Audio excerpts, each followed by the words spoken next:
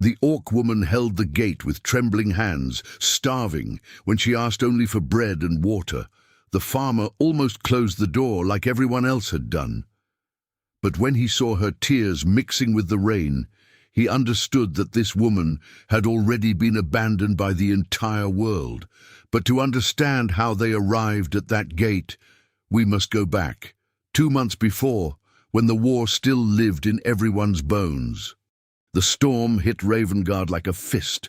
Merrick had been finishing up in the barn when the sky split open. Thunder rolled low across the iron frontier, the kind that made horses stamp and dogs go silent. He grabbed the lantern off the hook and pulled his coat tight, moving fast through mud that sucked at his boots with every step. The main house was dark.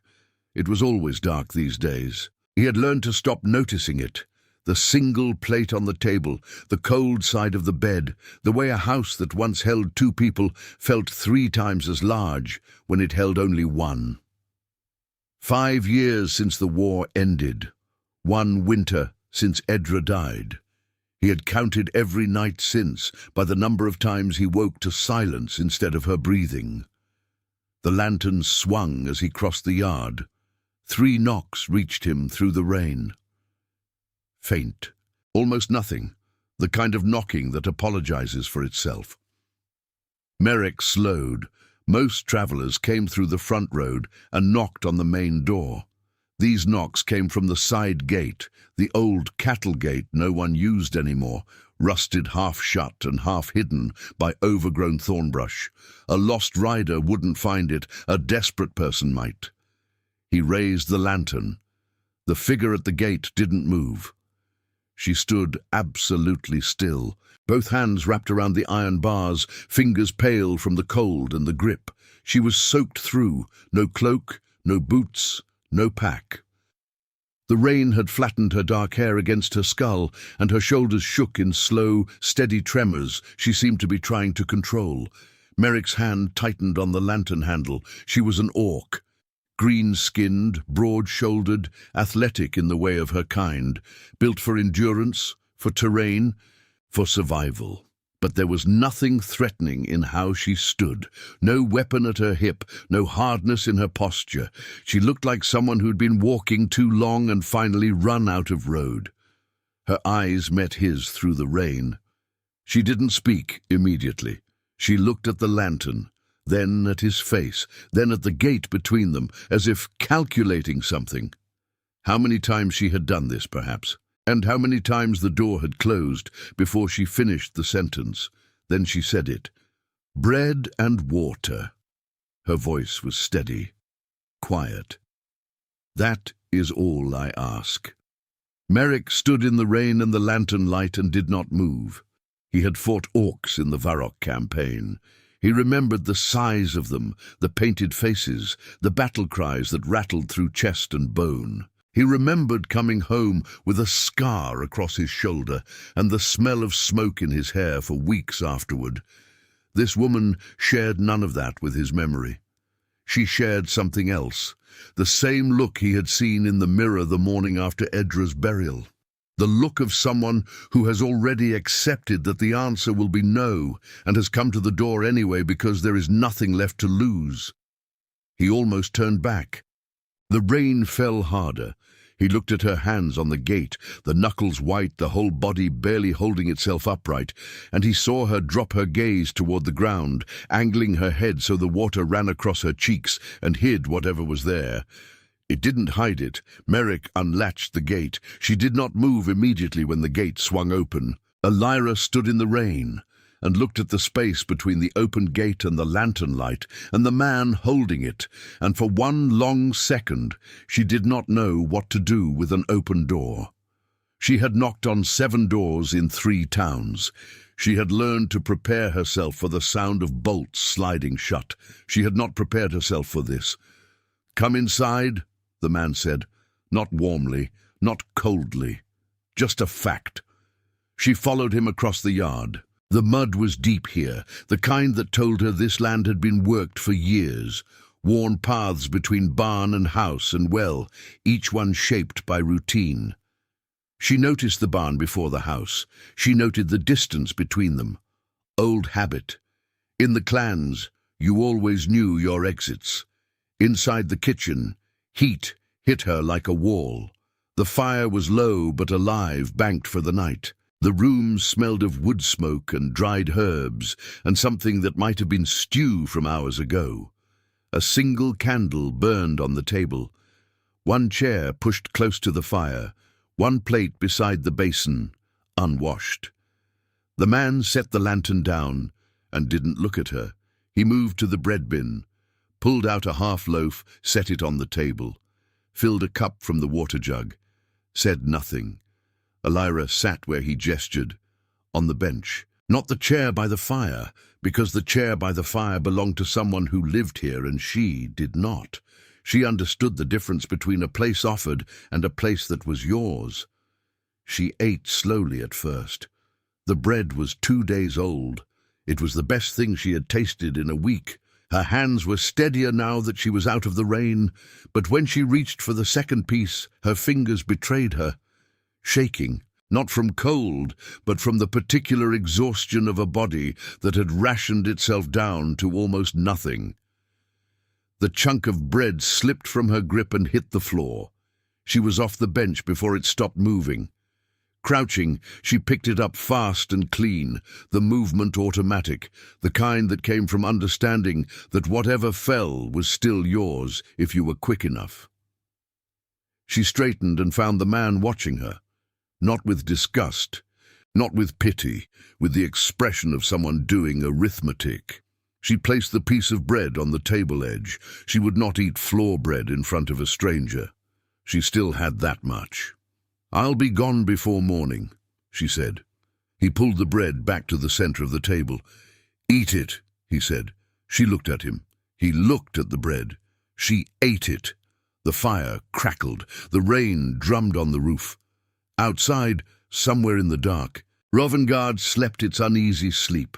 A frontier town built on old battle lines, 5 years removed from the treaty and still counting the cost.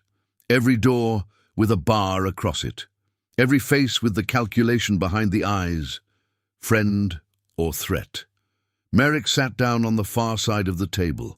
He didn't speak. He didn't leave either. Elira kept her eyes on the cup. "They all closed the door," she said. "Not accusatory, just true." "Most would," he said. She lifted her gaze to him. "Why didn't you?" He didn't answer right away. The candle guttered in a draught. He looked at the flame, then back at her, and something crossed his face that she recognized without being able to name it. "You were crying," he said, "in the rain." She looked away first. 5 years had not been enough. That was the truth no one in Ravenguard said out loud, but everyone understood. The Treaty of Ashford had ended the killing. It had not ended the counting. How many sons lost to the Eastern Campaign, how many burned homesteads in the Varrock territories, how many names carved into the stone at the garrison gate that no one visited anymore because it hurt too much and too little at the same time. Merrick had 3 names on that stone, 2 cousins, a friend. He rubbed the scar on his left shoulder sometimes, without noticing he was doing it. The army had called it a minor wound. He had spent 3 weeks in a field tent, learning what the word minor meant to men who had seen the alternative. In Ravenguard, any orc was still read as a threat. It was not hatred exactly, or not only that. It was the particular fear of people who had been hurt and healed, and were not confident they could survive being hurt again. The war had left everyone standing in the ruins of their own certainty. They had been told orcs were enemies. Many of them had watched an orc be an enemy. The idea of walking away from that story required more trust than most people in this town had left to give. While the farmer fed a stranger in his kitchen, on the other side of Ravenguard, in the back room of the Ashwood Tavern, Brennor was already talking. He was a big man, red-faced, the kind of loud that filled a room before he entered it. He had fought in the South Campaign. He had come home and opened a feed store and married a woman who was afraid of him and told himself that was love. He heard things. He repeated them louder than he'd heard them. Merrick let one in. he was saying, to the three men around the table who had stopped pretending to play cards. "Saw the light in his kitchen myself, standing right at his gate in the storm." "Could have been passing through," one of them said. Brenor set his cup down. "Orcs don't pass through Ravenguard. They come here for something." None of them pointed out that he had no evidence of this. Evidence had never been the currency in these conversations. Fear was. Back at the farm, Merrick banked the fire higher. He had not decided to do this yet. He was not deciding. He was only building a fire, which was a thing he knew how to do, and not looking at the woman sitting at his table, which was a thing he was getting through moment by moment. She had stopped shaking. That was the thing that settled somewhere in his chest, watching the trembling slow and still as the warmth reached her. She hadn't asked for warmth. She had asked for bread and water, the smallest possible request, the kind you make when you have already rehearsed every reason you deserve to be refused. She had asked for crumbs and nothing more, and he had looked at her face in the rain and seen the exact weight of that. He had seen it because he knew it, not from war, from the first month after Edra died, when he had moved through the house like a visitor in a place he used to belong to, eating because the body insisted, sleeping when it became unavoidable, giving himself only what he could not refuse to have. She had asked for bread and water because that was all she believed she deserved. He understood that language. Edra had loved the mornings. She had been awake before him every day of their marriage. Fire going, water heating, the particular domestic noise of a person moving through a space they owned fully, every gesture a kind of ownership. He had liked waking to those sounds. He had never told her that. He had assumed there would be more time. There had not been more time.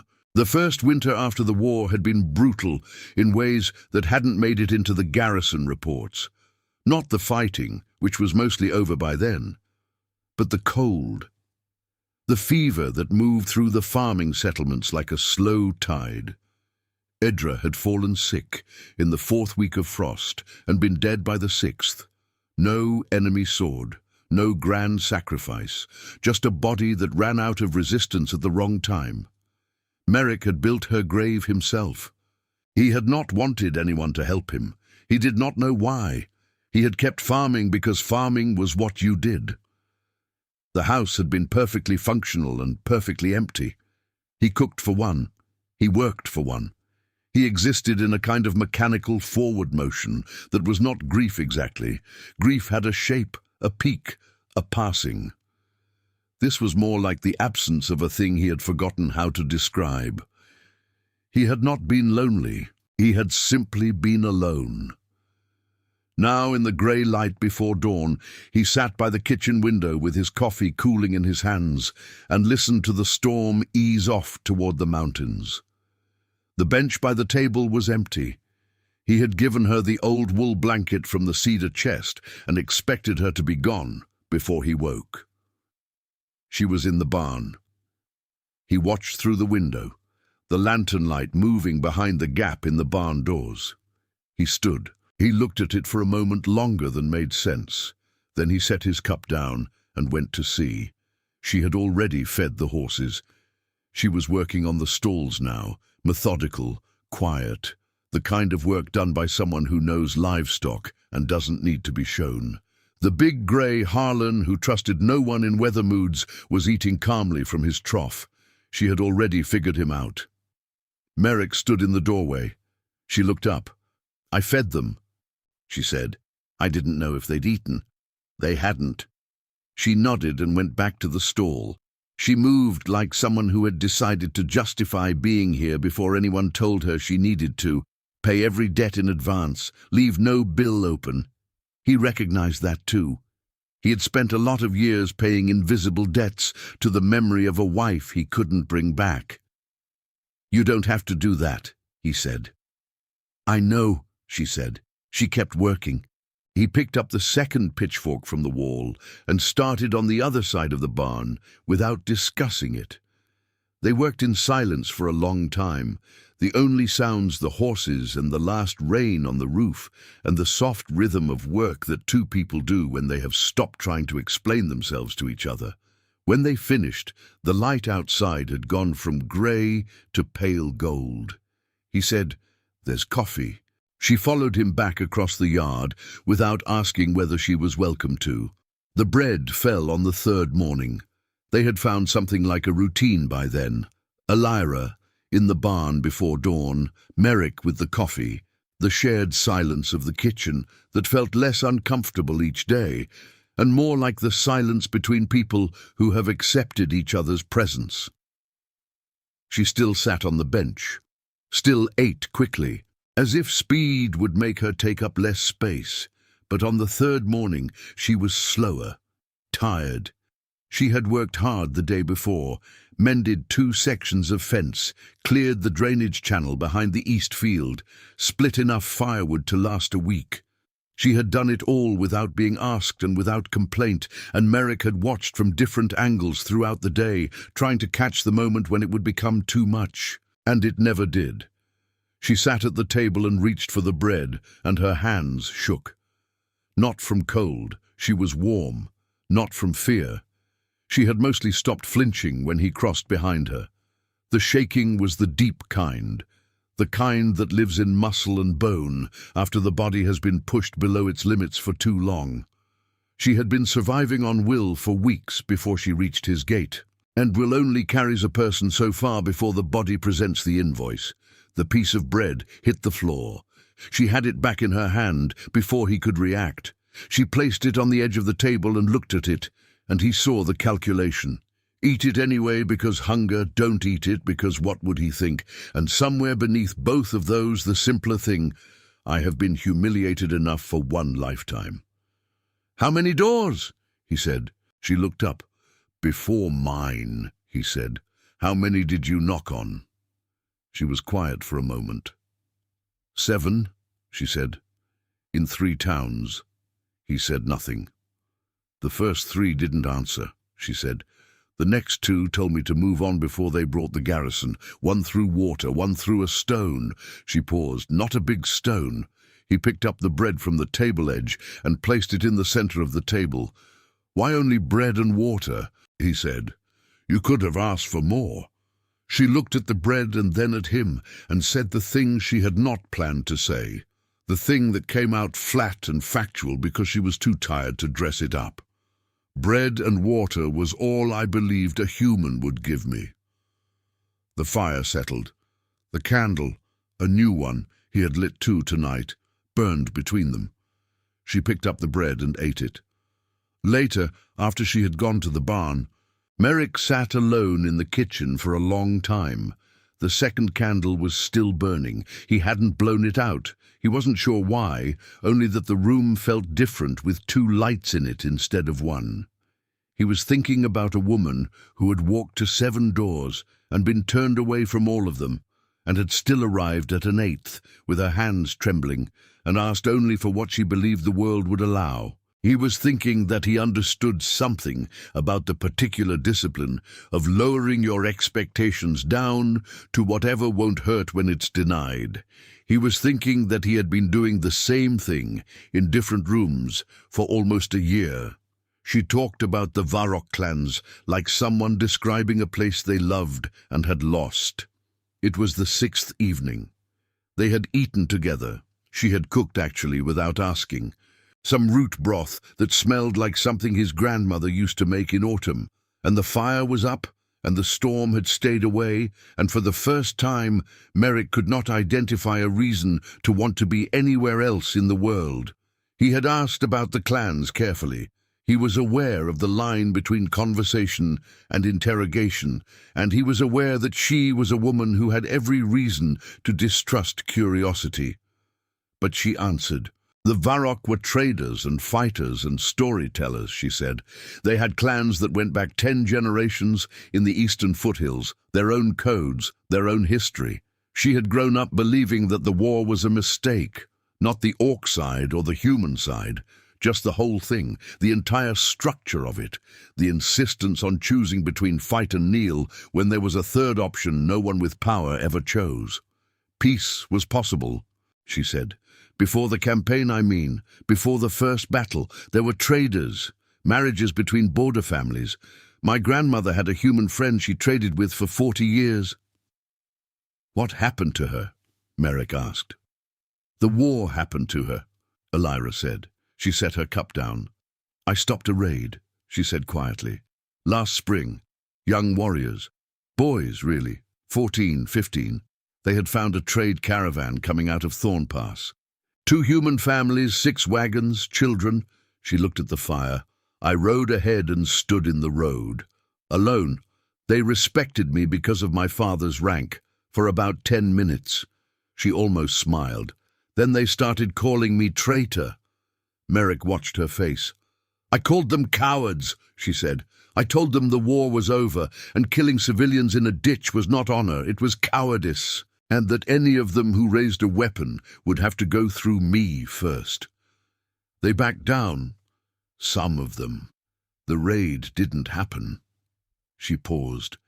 But the clan council heard about it. 3 elders and my cousin, my own blood. They met and they decided I had betrayed the Varrock by preventing violence against humans. She said it plainly. No performance of pain, just the fact of it laid bare. They gave me until morning to leave. The fire popped. No food, she said. No silver, no horse, my knife, my clothes, the boots I was wearing. Merrick said nothing for a long time. The caravan families, he said finally. Did they ever know? She shook her head. No, she said. They just kept driving. He looked at the woman across the table, exiled from her own people for protecting people who never knew she existed, sitting in a stranger's kitchen on a frontier farm. Her hands wrapped around a cup that had finally stopped shaking, and felt the particular injustice of it land in his chest like something solid. She had been expelled from the only world she belonged to for doing the right thing, and she had come to his gate believing she deserved bread and water and nothing more. The second bowl appeared on the table on the 9th night. Merrick set it out without discussion. 2 bowls, 2 cups, the bread placed in the center rather than to one side. He went to the barn to call her for the evening meal and came back and sat down and waited. Elira came in, stopped when she saw the second bowl, and stood in the doorway for a moment. She said nothing. She sat down. She did not eat immediately. She looked at the bowl, at the steam rising from it, at the deliberateness of the placement, at the simple fact that it had been put there before she arrived, waiting for her, and something in her face went through a change too quiet to describe. The kind of change that happens when a person stops bracing for the withdrawal of something good. She picked up the spoon. It took her 4 more days to come in through the front door. In those 4 days she continued sleeping in the barn by choice, not by instruction. She'd made it clear she found it comfortable, which Merrick suspected was partially true and partially courtesy. She worked each day with the same focused intensity, but the work was beginning to shift, less like she was paying off a debt, more like she was caring for something that was partly hers. She started stacking the firewood differently, better, actually, a tighter row against the east wall that would keep more of the moisture out. She oiled the barn hinges without being asked. She noticed the 3 loose fence posts that Merrick had been mentally noting for weeks and had them repaired before he'd found the time. He noticed her noticing. One evening he came home from the mill in town, provisions, grain, the usual business, and found that she had cleared the overgrown thorn brush away from the side cattle gate, the one he had been putting off clearing for months, the one she had stood at, holding the bars in the rain, the night she arrived. He stopped and looked at it. The gate stood open now, the hinges worked, the path through it cleared. She had not mentioned it. She was at the well, drawing water, and she looked up when she heard him stop. And for a moment they just stood there with the cleared gate between them. "I found the oil rag in the barn," she said. He nodded. "Thank you," he said. She went back to the water. But that night she knocked on the front door, not the gate, not the barn entrance, the actual front door of the house, and when he opened it she said simply, "The floor by the hearth has a loose board," and handed him a small wedge of wood she had cut to fit. He stepped back to let her in. She walked through the front door. She knelt at the hearth and hammered the wedge in with the heel of her hand, 3 quick, clean strikes, and the board stopped rocking. She sat back on her heels and looked at the fixed floor, and Merrick sat in the chair by the fire and watched her, and neither of them said anything about the fact that this was the first time she had come through the front door, because some things did not need to be named. Brenner came on a Tuesday. He brought 4 men with him, Garrett from the mill, old Pole who ran the stockyard, and 2 younger men whose names Merrick knew but whose opinions he'd never had reason to consider before now. They came up the front road in the middle of the afternoon, when the sun was out and the mud had dried, and there was no weather to blame for anything. Merrick was at the fence line when he saw them. He came down from the east field slowly, making them wait, which was intentional. Inside the house, Alira heard the horses. She did not go to the window. She stood in the kitchen and listened, to the sound of hooves, to the number of them, to the way they stopped at the main yard gate rather than continuing to the door, the positioning of a group that was making a point about being a group. She recognized the formation. She had seen it before. She pressed back against the kitchen wall, out of the sight line of the front window, and listened. Brenner's voice carried. "You're a reasonable man, Merrick. You've always been a reasonable man." The kind of voice that makes reasonable sound, like an accusation. "People talk. You know they talk." "I know," Merrick said.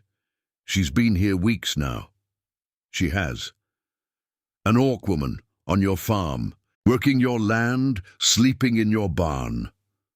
A pause. "Some people find that concerning." "Which people?" "People who buy grain from you, people who trade with you, people who have been loyal to this farm and to your family for 20 years. Another pause. "Garrett here. How much of your spring crop did he take last season, Merrick?" "Half?" Alira closed her eyes. She had known this was coming. She had watched it build in the sideways looks from the road, the silence at the well when she went for water, the particular way people found business on the other side of the street. She had seen it, and she had told herself it was her imagination, or that it would pass, or that it didn't matter, all 3 of which she knew were untrue. She had told herself she would leave before it cost him anything. She hadn't left. Outside, Merrick said nothing for long enough that she could hear the horses shift. Then he said, "She stays." Brenner's voice changed. "Merrick, she stays," Merrick said again. "You want to talk trade, talk trade. You want to talk something else. Come back when you've got something worth saying." A long silence. Alira stood against the wall and heard it. She heard Brenner say something low that didn't carry. She heard the horses moving. She heard the sound of them leaving. Not fast, not dramatically, just leaving, the way a threat leaves when it's been declined without performance. She stood alone in the kitchen for a long time. Her eyes were dry. That surprised her. She had expected to cry. Instead, she felt something she didn't immediately have a name for, something hollow and enormous and fragile, the particular feeling of being chosen by someone who understood the price and paid it anyway. She was still standing there when Merrick came through the door. He looked at her. He looked at the kitchen. He set his hat on the hook. "There's still light," he said. "Fence on the north corner needs looking at." She picked up her work gloves from the table. "I'll start on the far end," she said. They went back to work. 3 days after Brenner left, the river rose. The storms had been moving in from the mountains all week, brief, heavy, the kind that drop more water in an hour than the ground can take. The Grevish River ran along the south edge of Ravenguard, and the old stone bridge at its centre was the only crossing for 2 days in either direction. It had held through every flood in living memory. It did not hold this time. Elira heard the crack from the east field. A sound like a tree split by lightning, but lower and longer. Structural, final. Then the shouting started. She was already moving before she understood what she was running toward. The bridge had broken at its centre. 2 spans of stone and timber had dropped into the water, leaving a gap in the middle where the current churned white and fast and cold. On the near bank, people had gathered. Men, women, children who had been crossing the market road when the structure gave way. Most had made it back. Most. A girl was caught between the broken sections. She was small, 7 or 8 years old, clinging to a timber beam that had lodged at an angle in the gap. The water was pulling at her legs. The beam was shifting. Around her, men on both banks shouted instructions to each other that the roar of the river swallowed whole. No one went in. The current was too fast. The gap was too wide.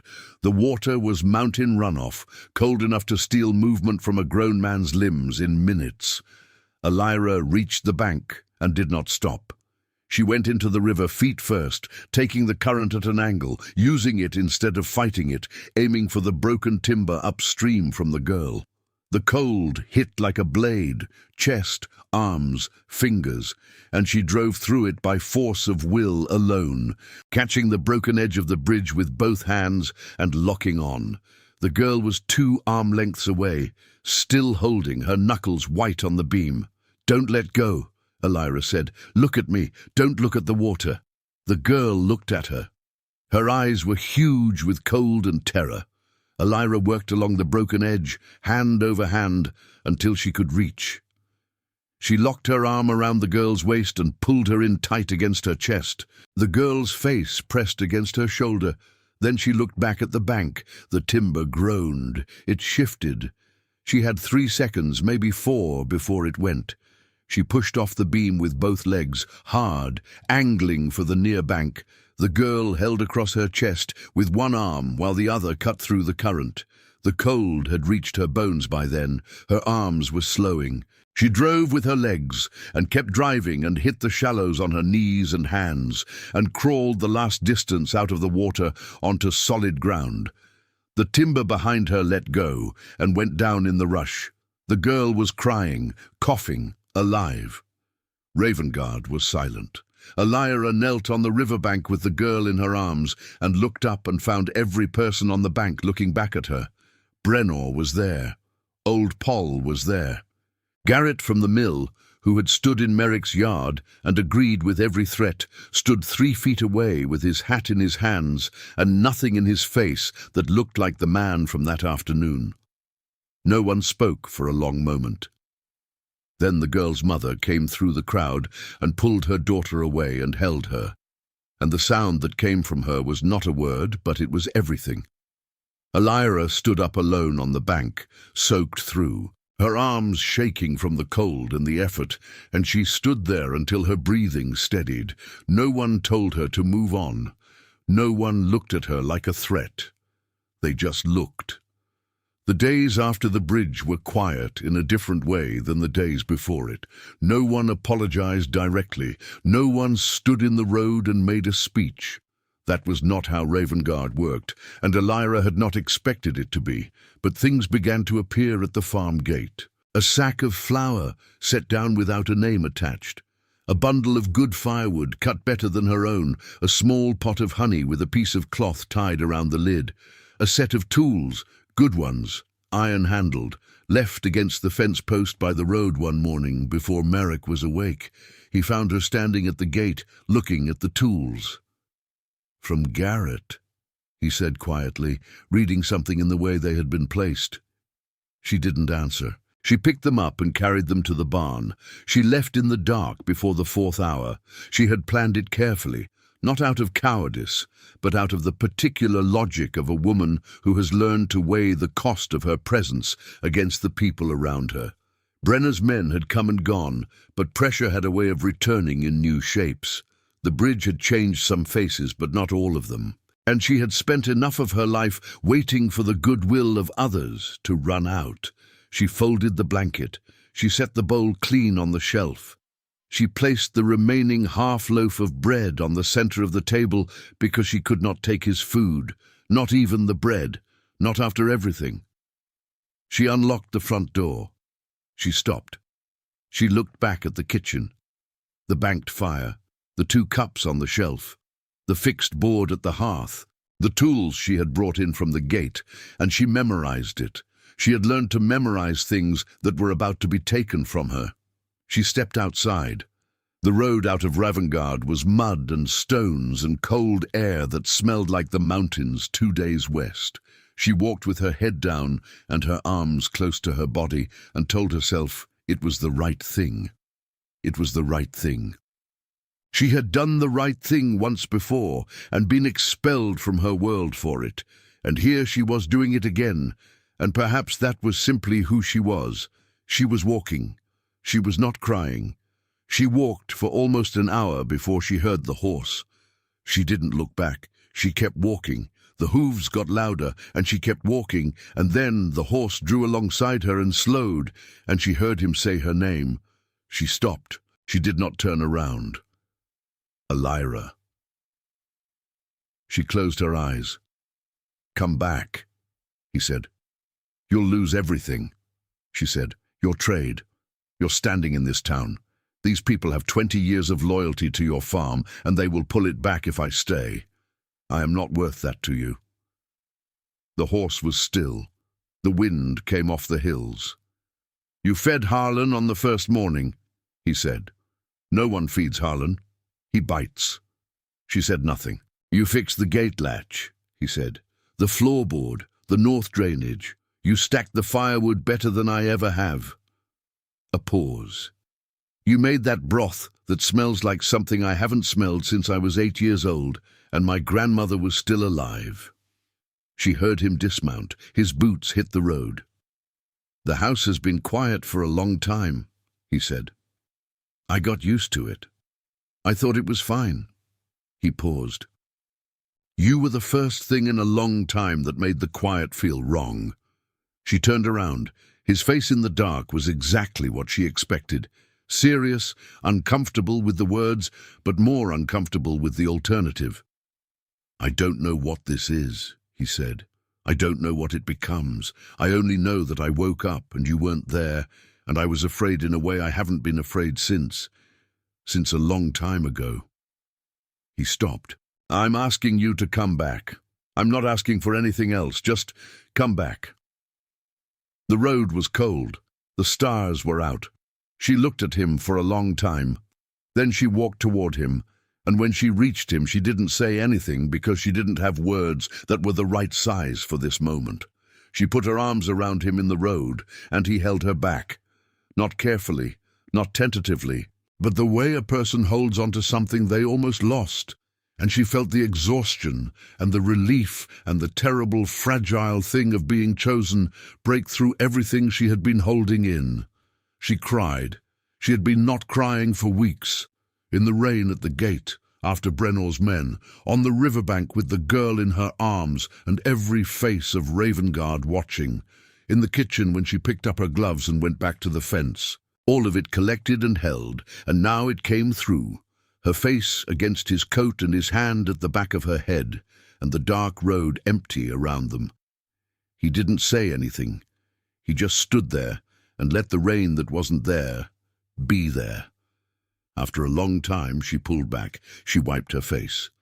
"The bread is still on the table," she said. "I know," he said.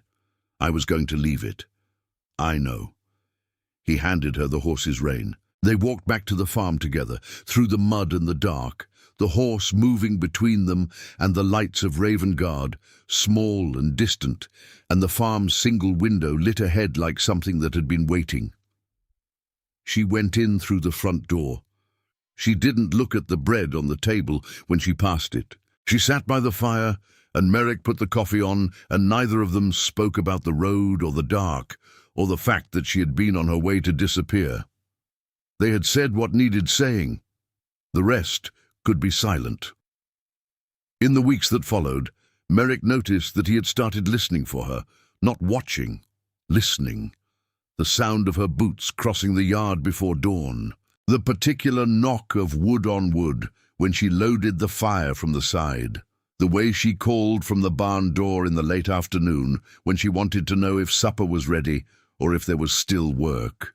Her voice carrying across the yard in a tone that had stopped being careful and started being simply hers.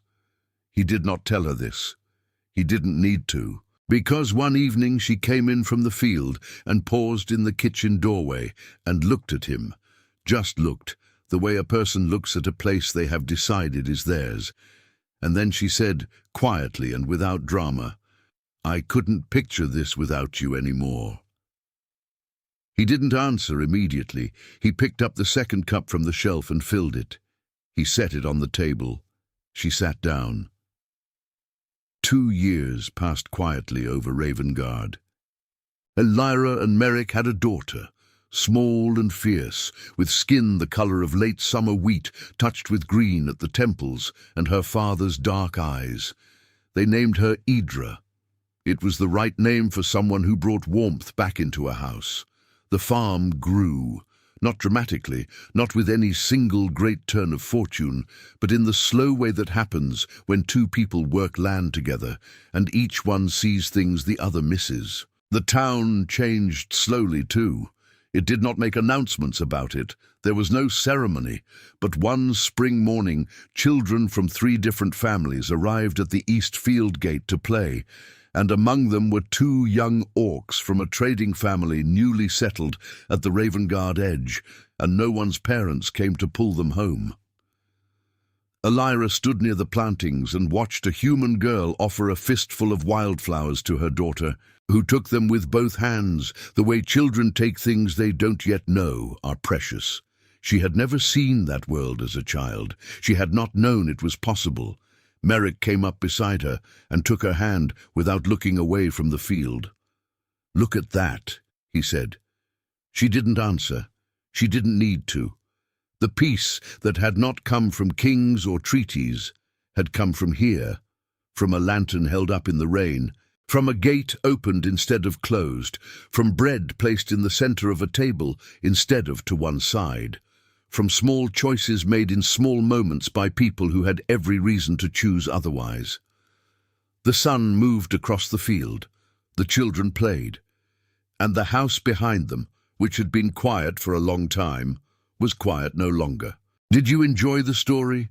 Subscribe to the channel to watch more stories like this one. Leave a like, it helps the channel a lot. And drop a comment down below. I always read them and use your feedback to make our content better. Thanks so much. Orcbound Legacy.